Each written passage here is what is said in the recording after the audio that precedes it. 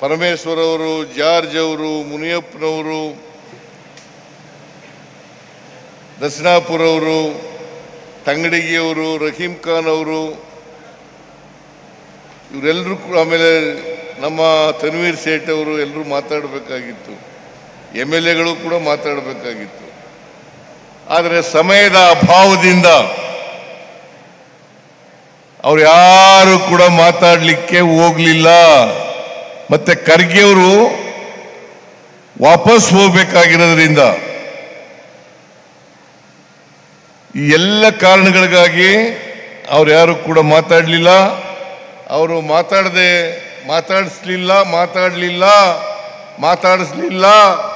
ಅಂತೇಳಿ ಯಾರು ತಪ್ಪು ತಿಳ್ಕೋಬಾರದು ಅಂತೇಳಿ ಅವರಲ್ಲಿ ಮನವಿಯನ್ನು ಮಾಡಲಿಕ್ಕೆ ಬಯಸ್ತಾ ಇದ್ದೇನೆ.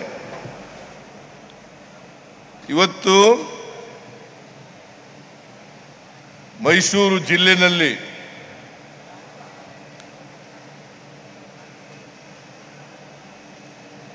ಅನೇಕ ಅಭಿವೃದ್ಧಿ ಕಾರ್ಯಕ್ರಮಗಳಿಗೆ ಶಂಕುಸ್ಥಾಪನೆ ಮತ್ತು ಉದ್ಘಾಟನೆ ಈ ಕಾರ್ಯಕ್ರಮಗಳನ್ನು ಜಿಲ್ಲಾಡಳಿತ ಹಮ್ಮಿಕೊಂಡಿದೆ. ಈ ಸಭೆಗೆ JDSನವರು BJPಯವರು ಬರಬೇಕಾಗಿತ್ತು. ಅವರು ಬಂದಿದ್ರೆ ಇವತ್ತು ಮೈಸೂರು ಜಿಲ್ಲೆಯಲ್ಲಿ ಏನೆಲ್ಲ ಅಭಿವೃದ್ಧಿ ಕಾರ್ಯಕ್ರಮಗಳು ನಡೀತಾ ಇದ್ದಾವೆ ಅಂತಕ್ಕಂಥದ್ದು ಗೊತ್ತಾಯ್ತಾ ಇತ್ತು. ಇವತ್ತು ಒಂದೇ ದಿನ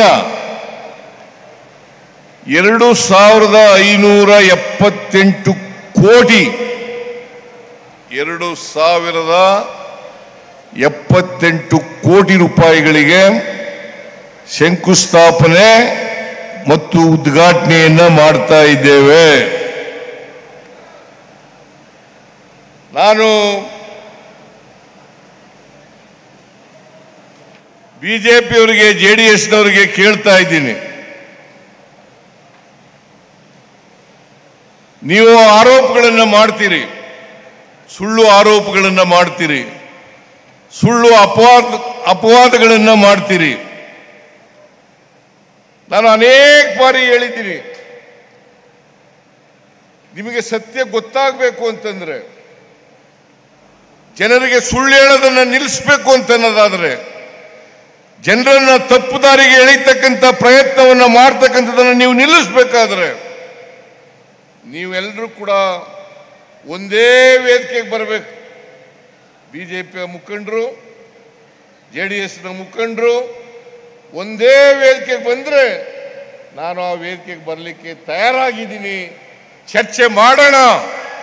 ನೀವೇನು ಮಾಡಿದ್ರಿ, ನಾವೇನು ಮಾಡೋದು,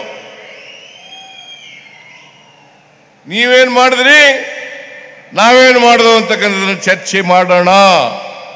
ಇವತ್ತು ಅಭಿವೃದ್ಧಿ ಕಾರ್ಯಕ್ರಮಗಳಿಗೆ ಹಣ ಇಲ್ಲದೆ ಹೋಗಿದ್ರೆ ಬಿಜೆಪಿಯವರು ಹೇಳ್ತಾರೆ, ಗ್ಯಾರಂಟಿ ಯೋಜನೆಗಳನ್ನು ಜಾರಿ ಕೊಟ್ಟು ಅಭಿವೃದ್ಧಿ ಕಾರ್ಯಕ್ರಮಗಳಿಗೆ ಹಣ ಇಲ್ಲ, ಖಜಾನೆ ಖಾಲಿಯಾಗಿದೆ, ರಾಜ್ಯ ಸರ್ಕಾರ ದಿವಾಳಿಯಾಗಿದೆ. ದಿವಾಳಿಯಾಗಿದ್ರೆ, ಖಜಾನೆ ಖಾಲಿಯಾಗಿದ್ರೆ ಇವತ್ತು 2578 ಕೋಟಿ 2578 ಕೋಟಿ ರೂಪಾಯಿಗಳಿಗೆ ಶಂಕುಸ್ಥಾಪನೆ ಉದ್ಘಾಟನೆಯನ್ನು ಮಾಡಲಿಕ್ಕೆ ಆಗ್ತಾ ಇರಲಿಲ್ಲ. ಬೇಕಾದ್ರೆ ನೀವು ವೆರಿಫೈ ಮಾಡಬಹುದು, ಯಾರು ಬೇಕಾದ್ರೂ ವೆರಿಫೈ ಮಾಡಬಹುದು. ಮೈಸೂರು ನಗರದಲ್ಲಿ ಬಿಜೆಪಿ ಒಬ್ಬ ಶಾಸಕರಿದ್ದಾರೆ, ಹುಣಸೂರಿನಲ್ಲಿ JDS ಶಾಸಕರಿದ್ದಾರೆ.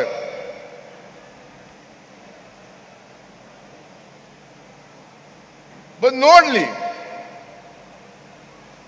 ಚಾಮುಂಡೇಶ್ವರಿನಲ್ಲಿ JDS ಶಾಸಕರಿದ್ದಾರೆ, ಬಂದು ನೋಡ್ಲಿ. ಎಲ್ಲ ಅಭಿವೃದ್ಧಿ ಕಾರ್ಯಕ್ರಮಗಳನ್ನು ಮಾಡ್ತಾ ಇದ್ದೀವಾ ಇಲ್ವಾ? ಇದು ಸರ್ಕಾರಿ ಕಾರ್ಯಕ್ರಮ. ಜನರಿಗೆ ಸುಳ್ಳು ಹೇಳಲಿಕ್ಕೆ ಸಾಧ್ಯ. ಕೂತ್ಕೊಳ್ರಿ, ಅವ್ರು ಯಾರವ್ರು? ಕೂತ್ಕೊಳ್ಳಯ್ಯ.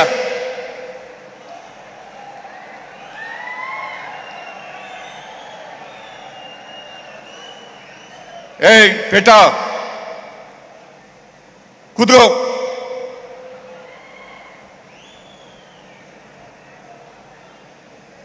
ಇಪ್ಪತ್ತು 25 ನಿಮಿಷ ಕೂತ್ಕೊಳ್ಳಿ. ನೀವೆಲ್ಲ ಇಷ್ಟೊಂದು ಖರ್ಚು ಮಾಡಿ, ಜಿಲ್ಲಾ ಆಡಳಿತದವರು ಖರ್ಚು ಮಾಡಿ ಇಷ್ಟೊಂದು 2578 ಕೋಟಿ ರೂಪಾಯಿಗಳನ್ನ ಹೆಚ್ಚಾಗಿ ಮೈಸೂರು ನಗರದಲ್ಲಿ ಖರ್ಚು ಮಾಡಿ ನಿಮಗೋಸ್ಕರ ಈ ಕಾರ್ಯಕ್ರಮವನ್ನು ಹಮ್ಮಿಕೊಂಡಿರ್ತಕ್ಕಂಥದ್ದು. ನಿಮ್ಮ ಮುಂದೆ ಇಡಬೇಕು, ನಮ್ಮ ಸರ್ಕಾರ ಅಧಿಕಾರಕ್ಕೆ ಬಂದು 2 ವರ್ಷ 1 ತಿಂಗಳಾಯ್ತು. ಈ 2 ವರ್ಷದಲ್ಲಿ ನಾವೇನೇನು ಮಾಡಿದ್ದೀವಿ ಅನ್ನೋದನ್ನ ಜನರ ಮುಂದೆ ಇಡಬೇಕು, ಜನ ಅರ್ಥ ಮಾಡ್ಕೋಬೇಕು. ಅದಕ್ಕೋಸ್ಕರವಾಗಿ ಈ ಕಾರ್ಯಕ್ರಮವನ್ನು ಮಾಡಿರ್ತಕ್ಕಂಥದ್ದು. ಭಾರತೀಯ ಜನತಾ ಪಕ್ಷದವರು, JDSನವರು ಹೇಳ್ತಾರೆ, ಸಿದ್ದರಾಮಯ್ಯನವರ ಶಕ್ತಿ ಪ್ರದರ್ಶನ. ಸಿದ್ದರಾಮಯ್ಯನವರ ಶಕ್ತಿ ಪ್ರದರ್ಶನವನ್ನು ಮಾಡಲಿಕ್ಕೋಸ್ಕರ ಈ ಕಾರ್ಯಕ್ರಮವನ್ನು ಮಾಡಿದ್ದಾರೆ.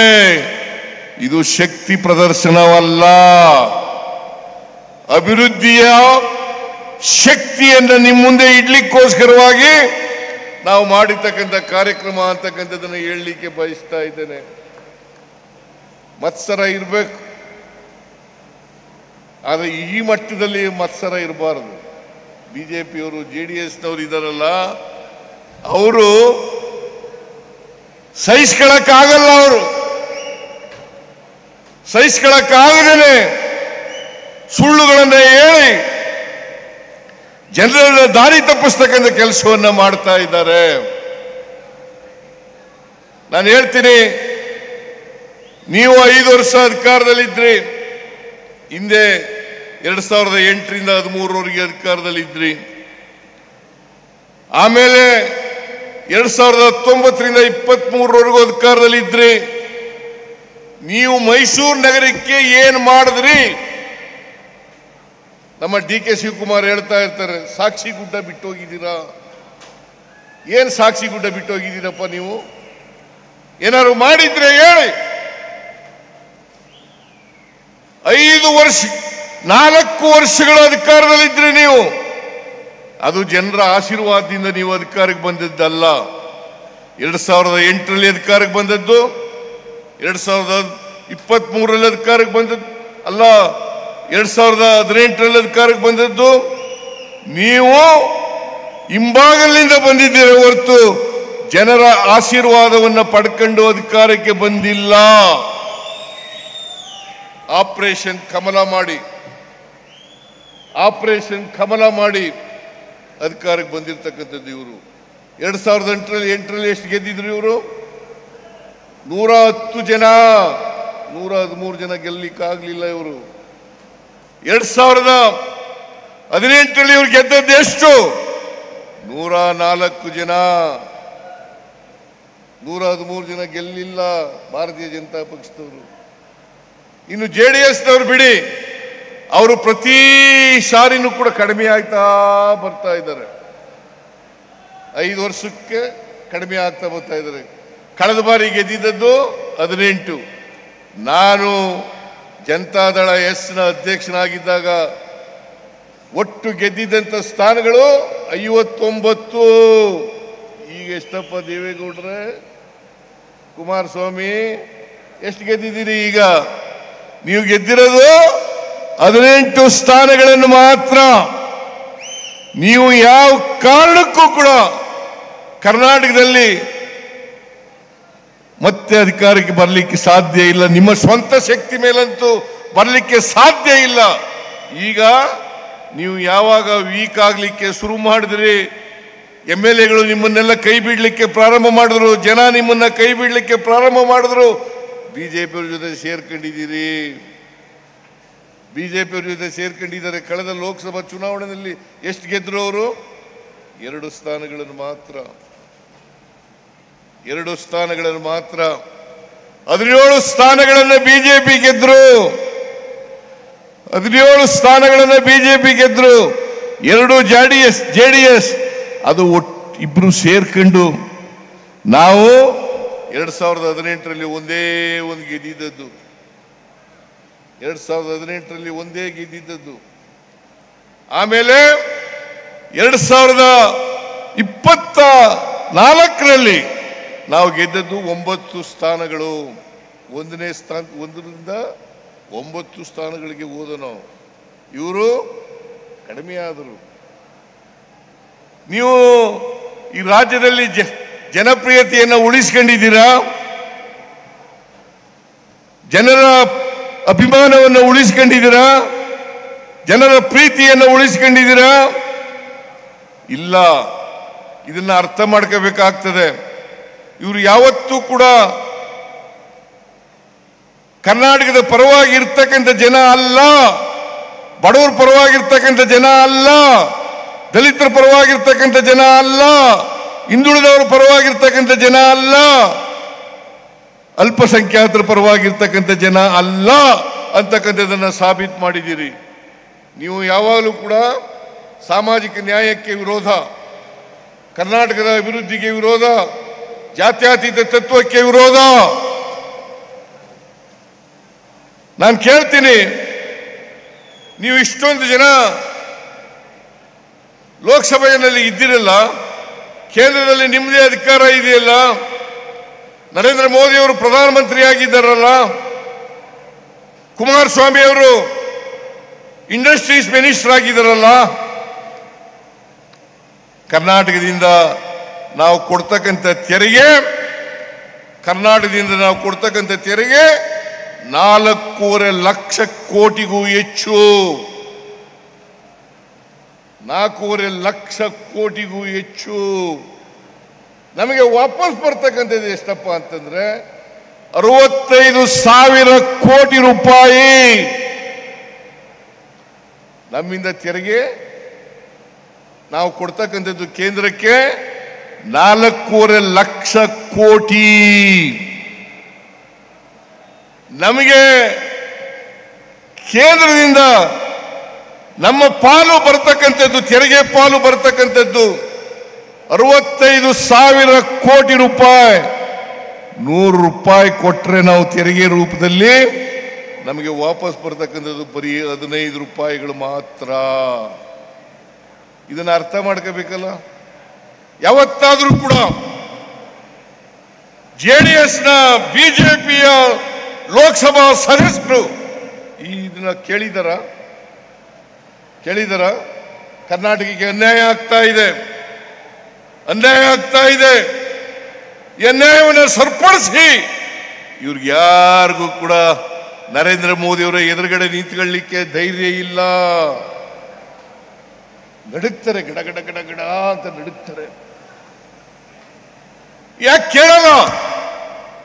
ಇದು ಕರ್ನಾಟಕಕ್ಕೆ ಮಾಡ್ತಕ್ಕಂಥ ದ್ರೋಹ ಅಲ್ವಾ? ಕರ್ನಾಟಕ ರಾಜ್ಯಕ್ಕೆ ಮಾಡ್ತಕ್ಕಂಥ ದ್ರೋಹ ಅಲ್ವಾ? ಕನ್ನಡಿಗರಿಗೆ ಮಾಡ್ತಕ್ಕಂಥ ದ್ರೋಹ ಅಲ್ವಾ? ಇದನ್ನ ಅರ್ಥ ಮಾಡ್ಕೋಬೇಕಾಗ್ತದೆ. ನೀವು ಇಷ್ಟೊಂದು ಜನ ಬಿಜೆಪಿಯವರು ಹೇಳ್ತಿರಲ್ಲ, ಯಾವತ್ತಾದ್ರೂ ಕೂಡ ಕುಮಾರಸ್ವಾಮಿ ಯಾವತ್ತಾದ್ರೂ ಇದನ್ನು ರೈಸ್ ಮಾಡಿದಾರ ಕ್ಯಾಬಿನೆಟ್ನಲ್ಲಿ ಅಥವಾ ಪಾರ್ಲಿಮೆಂಟ್ನಲ್ಲಿ? ಲೋಕಸಭಾ ಸದಸ್ಯರು, ಬಿಜೆಪಿ ಲೋಕಸಭಾ ಸದಸ್ಯರು ಮಾಡಿದಾರ? ಬಸವರಾಜ ಬೊಮ್ಮಾಯಿ ಮಾಡಿದಾರ?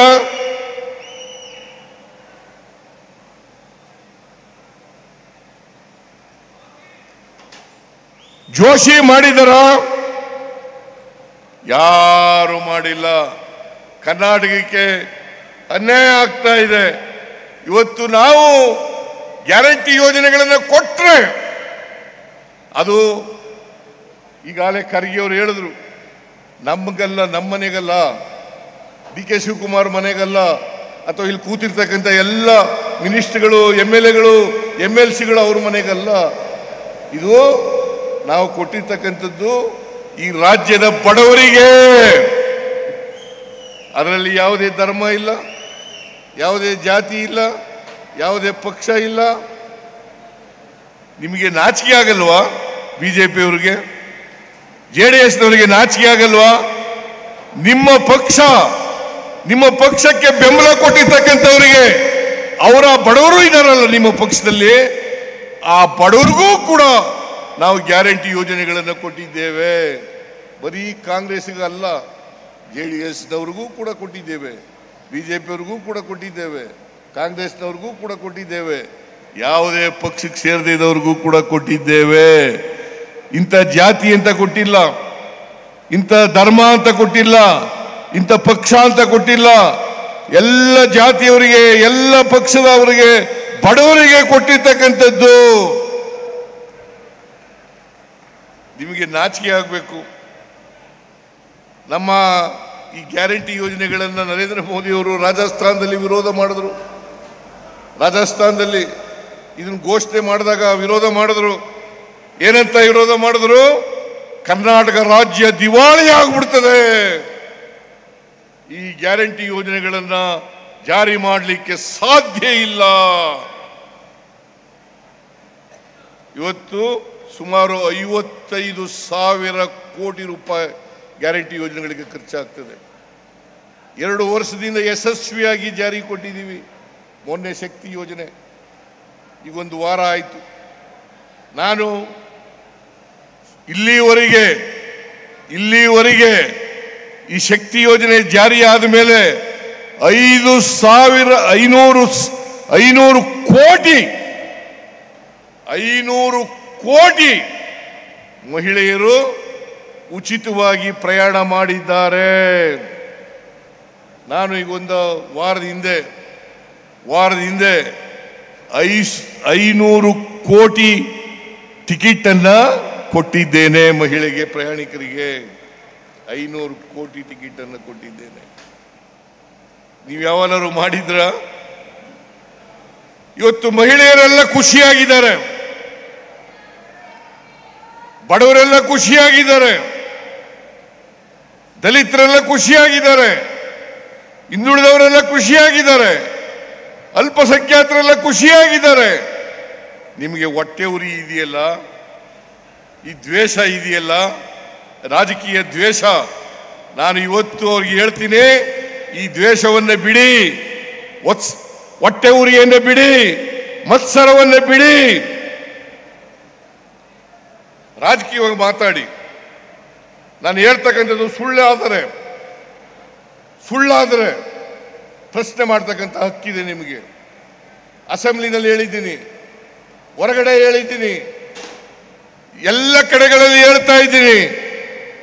ನೀವು ಇದ್ರೆ ಪ್ರಶ್ನೆ ಮಾಡಬೇಕು. ದಾಖಲಾತಿಗಳ ಮೂಲಕ ಸಿದ್ದರಾಮಯ್ಯ ಹೇಳೋದು ಸರಿ ಇಲ್ಲ ಅಂತಕ್ಕಂಥ ಈ ಮಾತನ್ನ ಹೇಳಬೇಕಾಗ್ತದೆ. ಈ ದೇಶದಲ್ಲಿ ಅಸಮಾನತೆ ನಿರ್ಮೂಲನೆ ಆಗಬೇಕಲ್ಲ.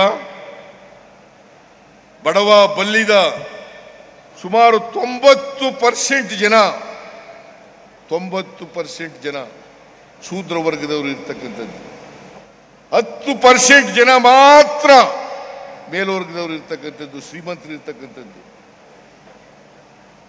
ಈ 90% ಜನ ರಾಜಕೀಯ ಮೇಲಕ್ಕೆ ಬರಬೇಕಾ ಬೇಡ? ಅವರು ಸಾಮಾಜಿಕವಾಗಿ, ಆರ್ಥಿಕವಾಗಿ ಅವರಿಗೆ ಶಕ್ತಿ ತುಂಬಬೇಕಾ ಬೇಡ?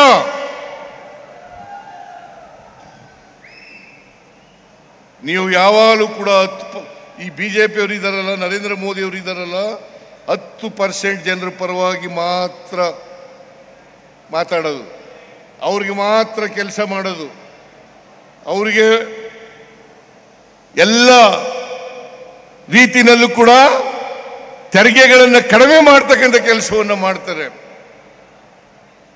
ಆದರೆ ಕಾಂಗ್ರೆಸ್ ಪಕ್ಷ ಯಾವತ್ತೂ ಕೂಡ ಬಡವರಿಗೆ, ದಲಿತರಿಗೆ, ಹಿಂದುಳಿದವರಿಗೆ, ಅಲ್ಪಸಂಖ್ಯಾತರಿಗೆ ಇವರೆಲ್ಲರೂ ಕೂಡ ಮುಖ್ಯವಾಹಿನಿಗೆ ತರಬೇಕು ಅಂತ ಪ್ರಯತ್ನವನ್ನ ಮಾಡ್ತೀವಿ. ಯಾಕಂದರೆ ನಾವು ಬಸವಣ್ಣವರಲ್ಲಿ ನಂಬಿಕೆ ಇಟ್ಕೊಂಡಿರ್ತಕ್ಕಂಥವ್ರು, ಬುದ್ಧನ ತತ್ವದಲ್ಲಿ ನಂಬಿಕೆ ಇಟ್ಕೊಂಡಿರ್ತಕ್ಕಂಥವ್ರು, ಅಂಬೇಡ್ಕರ್ ಅವರ ತತ್ವದಲ್ಲಿ ನಂಬಿಕೆ ಇಟ್ಕೊಂಡಿರ್ತಕ್ಕಂಥವ್ರು, ನಾವು ಗಾಂಧಿ ತತ್ವದಲ್ಲಿ ನಂಬಿಕೆ ಇಟ್ಕೊಂಡಿರ್ತಕ್ಕಂಥವು. ಸರ್ವರಿಗೂ ಸಮಪಾಲು, ಸರ್ವರಿಗೂ ಸಮಪಾಲು, ಸರ್ವರಿಗೂ ಸಮಬಾಳು, ಇದು ಆಗಬೇಕು.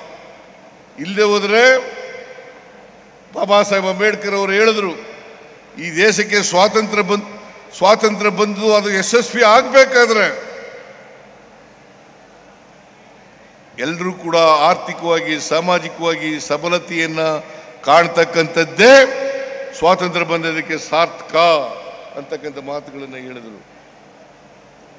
ಕಾನ್ಸ್ಟಿಟ್ಯೂಯೆಂಟ್ ಅಸೆಂಬ್ಲಿನಲ್ಲಿ ಹೇಳಿದ್ರು. 1949 ನವೆಂಬರ್ 25ನೇ ತಾರೀಕು ಒಂದು ಮಾತನ್ನ ನನಗೆ ಇವತ್ತು ಕೂಡ ಜ್ಞಾಪಕ ಇದೆ. ಒಂದು ಮಾತನ್ನ 1949 ನವೆಂಬರ್ 25ನೇ ತಾರೀಕು ಕಾನ್ಸ್ಟಿಟ್ಯೂಯೆಂಟ್ ಅಸೆಂಬ್ಲಿನಲ್ಲಿ ಒಂದು ದಿನ ಮುಂಚಿತವಾಗಿ, ಸಂವಿಧಾನ ಅಂಗೀಕಾರ ಆಗೋದಕ್ಕಿಂತ ಮುಂಚಿತವಾಗಿ ಒಂದು ಮಾತನ್ನ ಹೇಳಿದ್ರು. ಏನಪ್ಪ ಹೇಳಿದ್ರು ಅಂತಂದ್ರೆ, ನಾವು 1950 ಜನವರಿ 26ನೇ ತಾರೀಕಿನಿಂದ ವೈರುಧ್ಯತೆ ಇರ್ತಕ್ಕಂಥ ಸಮಾಜಕ್ಕೆ ಕಾಲಿಡ್ತಾ ಇದ್ದೇವೆ. ವೈರುಧ್ಯತೆ ಇರ್ತಕ್ಕಂಥ ಸಮಾಜಕ್ಕೆ ಕಾಲಿಡ್ತಾ ಇದ್ದೇವೆ. ಆರ್ಥಿಕ ಅಸಮಾನತೆ ಇದೆ, ಸಾಮಾಜಿಕ ಅಸಮಾನತೆ ಇದೆ, ರಾಜಕೀಯ ಅಸಮಾನತೆ ಇದೆ. ಇಂಥ ಸಮಾಜದಲ್ಲಿ ನಾವು ಈ ಅಸಮಾನತೆಯನ್ನು ಹೋಗಲಾಡಿಸದೆ ಹೋದರೆ ಯಾವ ಜನ ನಮಗೆ ಆಶೀರ್ವಾದ ಮಾಡಿದ್ದಾರೆ, ಯಾವ ಜನರಿಂದ ಪ್ರಜಾಪ್ರಭುತ್ವ ಸೌಧವನ್ನು ನಿರ್ಮಾಣ ಮಾಡಿದ್ದೀವಿ, ಅದೇ ಪ್ರಜಾಪ್ರಭುತ್ವ ಸೌಧವನ್ನು ಧ್ವಂಸ ಮಾಡ್ತಾರೆ. ಎಚ್ಚರಿಕೆಯಿಂದ ಇರಬೇಕು ಅಂತಕ್ಕಂಥ ಮಾತುಗಳನ್ನು ಹೇಳಿದರು. ಇದನ್ನು ಯಾರು ಹೇಳಿದ್ದು? ಬಾಬಾ ಸಾಹೇಬ್ ಅಂಬೇಡ್ಕರ್ ಅವರು. ಈ ದೇಶಕ್ಕೆ ಸಂವಿಧಾನವನ್ನು ಕೊಟ್ಟಿರ್ತಕ್ಕಂಥವರು.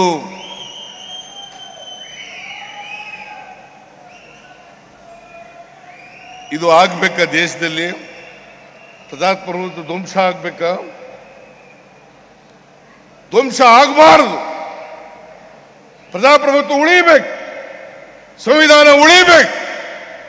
ಈ ದೇಶದ ಎಲ್ಲ ಜನರು ಕೂಡ ಸಮಾನವಾಗಿ ಬಾಳ್ತಕ್ಕಂಥ ವ್ಯವಸ್ಥೆ ನಿರ್ಮಾಣ ಆಗಬೇಕು. ಭ್ರಾತೃತ್ವದಿಂದ ಬದುಕ್ತಕ್ಕಂಥ ಸಮಾಜ ನಿರ್ಮಾಣ ಆಗಬೇಕು. ಸಮಾನತೆಯ ಸಮಾಜ ನಿರ್ಮಾಣ ಆಗಬೇಕು.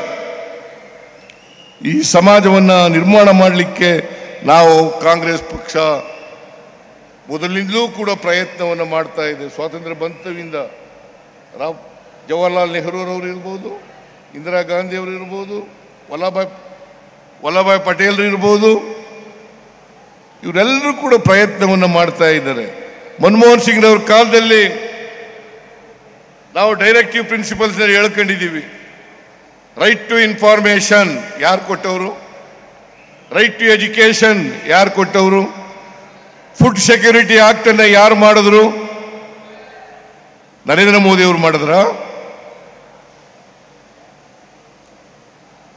ಬಿಜೆಪಿ ಅವರು ಮಾಡಿದ್ರ? JDS ನವರು ಮಾಡಿದ್ರ? ಲ್ಯಾಂಡ್ ಎಕ್ಸ್ಚೇಂಜ್ ಆಕ್ಟ್ ಅನ್ನು ಮಾಡಿದವರು ಯಾರು? ಫುಡ್ ಸೆಕ್ಯೂರಿಟಿ ಆಕ್ಟ್ ಮಾಡಿದವರು ಯಾರು?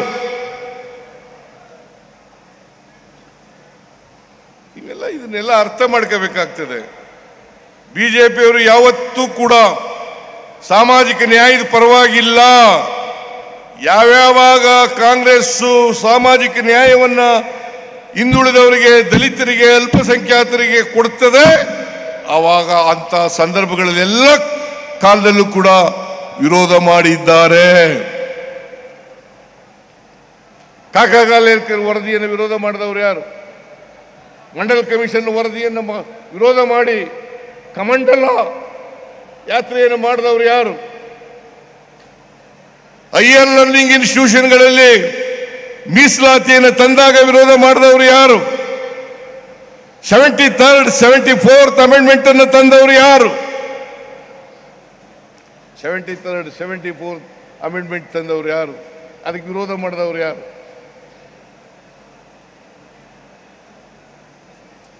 ನೀವು ಯಾವಾಗ ಮಾಡಿದಿರಿ ನೋಡೋಣ, ಹೇಳಿ ನೋಡೋಣ.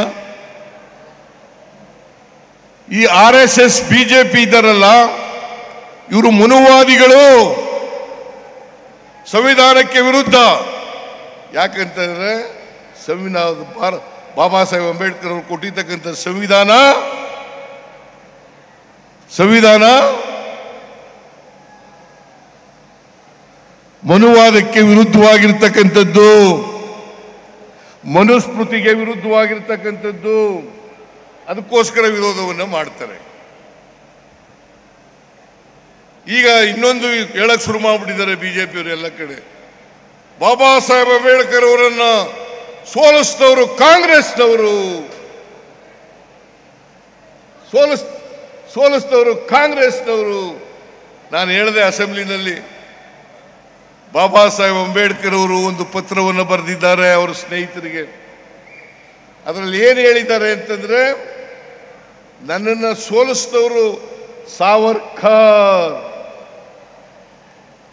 ಅವರೇ ಹೇಳಿರೋದು, ಬಾಬಾ ಸಾಹೇಬ್ ಅಂಬೇಡ್ಕರ್ ಅವರು ಹೇಳಿರ್ತಕ್ಕಂಥದ್ದು.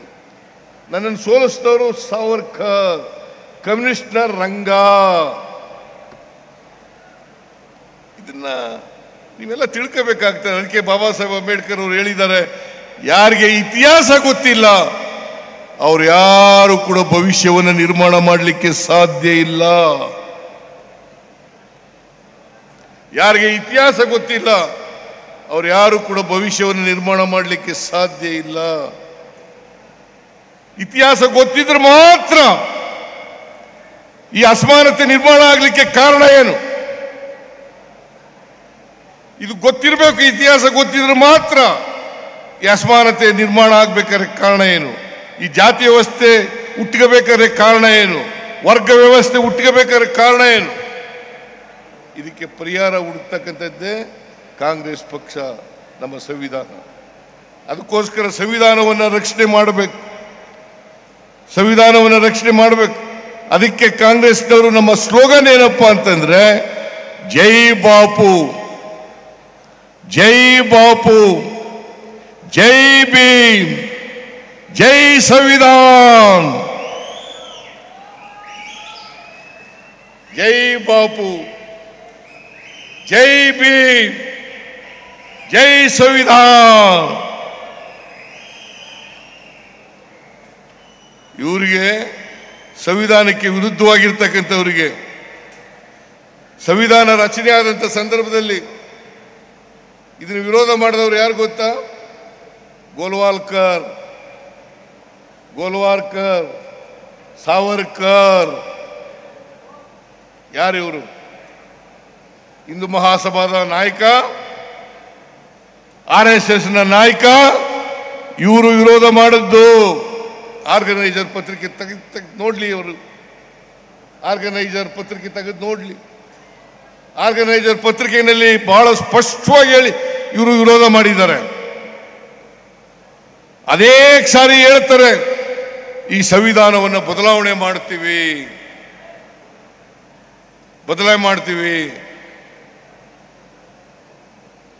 ನಾನು ಹೇಳ್ತೀನಿ, ಈ ದೇಶದ ಜನ ಯಾವ ಕಾರಣಕ್ಕೂ ಕೂಡ ಸಂವಿಧಾನವನ್ನು ಬದಲಾವಣೆ ಮಾಡಲಿಕ್ಕೆ ಸಾಧ್ಯ ಇಲ್ಲ. ಜನ ಇದನ್ನು ಬಿಟ್ಟುಕೊಡಲ್ಲ. ಕಾಂಗ್ರೆಸ್ ಪಕ್ಷ ಇದನ್ನು ಬಿಟ್ಟುಕೊಡಲ್ಲ. ಎಲ್ಲ ಕಾಲಕ್ಕೂ ಕೂಡ ಈ ಸಂವಿಧಾನ ಬೇಕಾಗ್ತದೆ. ಈ ಸಂವಿಧಾನವನ್ನು ರಕ್ಷಣೆ ಮಾಡ್ತಕ್ಕಂಥ ಕೆಲಸವನ್ನ ಕಾಂಗ್ರೆಸ್ ಮಾಡ್ತದೆ ಅಂತಕ್ಕಂಥ ಮಾತುಗಳನ್ನು ಹೇಳಲಿಕ್ಕೆ ಬಯಸ್ತಾ ಇದ್ದೇನೆ. ಇವರೆಷ್ಟೇ ಸುಳ್ಳು ಹೇಳಲಿ, ಎಷ್ಟೇ ಅಪವಾದಗಳನ್ನು ಮಾಡಲಿ, ಆದರೆ ಕಾಂಗ್ರೆಸ್ ಪಕ್ಷ ಬಡವರ ಪರವಾಗಿ ಮಾಡ್ತಕ್ಕಂಥ ಕಾರ್ಯಕ್ರಮಗಳನ್ನು ನಿಲ್ಲಿಸಲ್ಲ. ಇವೆಲ್ಲ ಗ್ಯಾರಂಟಿ ಯೋಜನೆಗಳಿದ್ದಾವಲ್ಲ, ಯಾವ ಗ್ಯಾರಂಟಿ ಯೋಜನೆಗಳು ಸ್ವಲ್ಪ ದಿನ ಶುರು ಮಾಡಿದ್ರು, ಈ ವರ್ಷ ನಿಲ್ಲಿಸ್ಬಿಡ್ತಾರೆ, ಮುಂದಿನ ವರ್ಷ ನಿಲ್ಲಿಸ್ಬಿಡ್ತಾರೆ. ನಾನು ಹೇಳ್ತೀನಿ, ಯಾವ ಕಾರಣಕ್ಕೂ ಗ್ಯಾರಂಟಿ ಯೋಜನೆಗಳು ನಿಲ್ಲಲ್ಲ. ಇವು ಬಡವರ ಕಾರ್ಯಕ್ರಮಗಳು. ಶಕ್ತಿ ಯೋಜನೆ ಮಹಿಳೆಯರಿಗೆ ಶಕ್ತಿ ತುಂಬತಕ್ಕಂಥ ಕಾರ್ಯಕ್ರಮ, ಗೃಹ ಜ್ಯೋತಿ ಬಡವರಿಗೆ ಪರ್ಚೇಸಿಂಗ್ ಪವರ್ ಅನ್ನು ಹೆಚ್ಚು ಮಾಡತಕ್ಕಂಥ ಕಾರ್ಯಕ್ರಮ, ಗೃಹಲಕ್ಷ್ಮಿ ಒಬ್ಬ ಹೆಣ್ಮಗಳಿಗೆ ಮನೆ ಒಡತಿಗೆ 2,000 ರೂಪಾಯಿ ತಿಂಗಳಿಗೆ 1,23,00,000 ಕುಟುಂಬಗಳಿಗೆ ಕೊಡ್ತಾ ಇದ್ದೀವಿ ಇವತ್ತು. 1,23,00,000 ಜನರಿಗೆ. ಗೃಹ ಜ್ಯೋತಿ 1,64,00,000 1,64,00,000 ಕುಟುಂಬಗಳಿಗೆ ಗೃಹ ಜ್ಯೋತಿಯನ್ನ ಕೊಡ್ತಾ ಇದ್ದೀವಿ. 200 ಯೂನಿಟ್ ವರೆಗೆ ಫ್ರೀ ಕರೆಂಟ್, ಯುವ ನಿಧಿ ಕಾರ್ಯಕ್ರಮ ಕೊಡ್ತಾ ಇದ್ದೀವಿ, ಅನ್ನಭಾಗ್ಯ ಕಾರ್ಯಕ್ರಮ ಕೊಡ್ತಾ ಇದ್ದೀವಿ. ಇದರಿಂದ ದುಡ್ಡು ಉಳಿತಾಯ ಆಗ್ತದಲ್ಲ, ಮಕ್ಕಳ ವಿದ್ಯಾಭ್ಯಾಸಕ್ಕೆ, ಆಸ್ಪತ್ರೆಗೆ, ಬೇರೆ ಪರ್ಚೇಸಿಂಗ್ ಪವರ್ ಜಾಸ್ತಿ ಆದಷ್ಟು ಕೂಡ ಯಾವುದೇ ರಾಜ್ಯದ ದೇಶದ ಆರ್ಥಿಕ ಪರಿಸ್ಥಿತಿ ಸುಧಾರಣೆ ಆಗಬೇಕಾದ್ರೆ ಆ ಜನರಲ್ಲಿ, ಆ ದೇಶದ ರಾಜ್ಯದ ಜನರಲ್ಲಿ ಕೊಂಡ್ಕೊಳ್ತಕ್ಕಂಥ ಶಕ್ತಿ ಜಾಸ್ತಿ ಆಗಬೇಕು. ಕೊಂಡ್ಕೊಳ್ತಕ್ಕಂಥ ಶಕ್ತಿ ಜಾಸ್ತಿ ಆದ್ರೆ ಮಾತ್ರ ಆರ್ಥಿಕತೆ ಬೆಳವಣಿಗೆ ಆಗಲಿಕ್ಕೆ ಸಾಧ್ಯ ಆಗ್ತದೆ. ಅದಕ್ಕೆ ನಮ್ಮ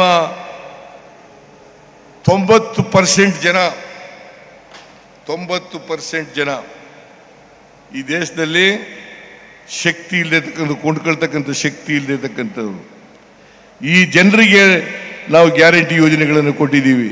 ಈ ಗ್ಯಾರಂಟಿ ಯೋಜನೆಗಳೆಲ್ಲ ಕಾಪಿ ಮಾಡಕ್ಕೆ ಶುರು ಮಾಡಿಬಿಟ್ಟಿದ್ದಾರೆ. ಅನೇಕ ಕಡೆಗಳಲ್ಲಿ ಕಾಪಿ ಮಾಡೋದು, ಮಹಾರಾಷ್ಟ್ರದಲ್ಲಿ ಕಾಪಿ ಮಾಡಿದ್ರು, ರಾಜಸ್ಥಾನದಲ್ಲಿ ಕಾಪಿ ಮಾಡಿದ್ರು, ಗುಜರಾತ್ನಲ್ಲಿ ಕಾಪಿ ಮಾಡಿದ್ರು, ಮಧ್ಯಪ್ರದೇಶದಲ್ಲಿ ಕಾಪಿ ಮಾಡಿದ್ರು, ಉತ್ತರ ಪ್ರದೇಶದಲ್ಲಿ ಕಾಪಿ ಮಾಡಿದ್ರು, ಡೆಲ್ಲಿನಲ್ಲಿ ಕಾಪಿ ಮಾಡಿದ್ರು, ಈಗ ಬಿಹಾರ್ನಲ್ಲಿ ಮಾಡ್ತಾ ಇದ್ದಾರೆ. ಬಿಹಾರ್ನಲ್ಲಿ ನಾವು 200 ಯೂನಿಟ್ ಕೊಟ್ಟರೆ ಅವರು 125 ಯೂನಿಟ್ ಕೊಡ್ತಾರಂತೆ. ಅಲ್ಲಿ ಸಮ್ಮಿಶ್ರ ಸರ್ಕಾರ ಅಲ್ಲ ಇರೋದು, ಬಿಜೆಪಿ ಸಮ್ಮಿಶ್ರ ಸರ್ಕಾರ ಅಲ್ಲ, NDA ಸರ್ಕಾರ ಅಲ್ಲ ಇರೋದು. ನಿಮ್ದು ಪಾತ್ರ ಇದೆಯಾ ಇಲ್ವಾ ನರೇಂದ್ರ ಮೋದಿಜಿ? ನಾಚಿಕೆ ಆಗಲ್ಲ ನಿಮಗೆ? ಇಷ್ಟೆಲ್ಲ ನೀವು ಹೇಳಿ ನಮ್ಮ ಮಾದರಿಯನ್ನ ನೀವು ಅನುಸರಿಸ್ತಕ್ಕಂಥ ಕೆಲಸವನ್ನು ಮಾಡ್ತಾ ಇದ್ದೀರಿ. ಕರ್ನಾಟಕ ಮಾದರಿಯನ್ನ ನೀವು ಬೇರೆ ರಾಜ್ಯಗಳಲ್ಲಿ ಅನುಸರಿಸ್ತಕ್ಕಂಥ ಮಾತನ್ನು ಹೇಳ್ತಾ ಇದ್ದೀರಿ. ನೀವು ಜನರಿಗೆ ಸುಳ್ಳು ಹೇಳ್ತಕ್ಕಂಥ ಕೆಲಸವನ್ನು ಮಾಡ್ತಾ ಇದ್ದೀರಿ. ಅದರಿಂದ ಸಮಯ ಆಗಿರೋದ್ರಿಂದ ನಾನು ಹೆಚ್ಚು ಮಾತನಾಡಕ್ಕೆ ಹೋಗಲ್ಲ. ನೀವೆಲ್ಲರೂ ಬಹಳ ಜನ ಖಾಲಿ ಮಾಡಿಬಿಟ್ಟಿದ್ದಾರೆ. ಕೂತ್ಕೊಳ್ಳ. ಅದರಿಂದ ನನ್ನ ಭಾಷಣವನ್ನ ಮೊಟಕು ಮಾಡ್ತಕ್ಕಂಥ ಕೆಲಸವನ್ನ ಮಾಡ್ತಾ ಇದ್ದೇನೆ.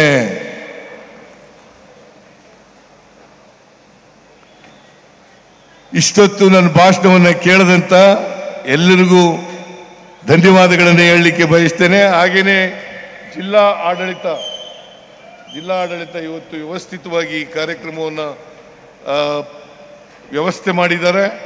ಆದ್ದರಿಂದ ಜಿಲ್ಲಾ ಆಡಳಿತಕ್ಕೆ ನನ್ನ ಧನ್ಯವಾದಗಳನ್ನು ತಿಳಿಸಿ ನಿಮಗೆ ಮತ್ತೊಮ್ಮೆ ನಮಸ್ಕಾರಗಳನ್ನು ಹೇಳಿ ನನ್ನ ಮಾತು ಮುಗಿಸ್ತೇನೆ. ಜೈ ಹಿಂದ್, ಜೈ ಕರ್ನಾಟಕ. ಜೈ ಹಿಂದ್, ಜೈ ಕರ್ನಾಟಕ.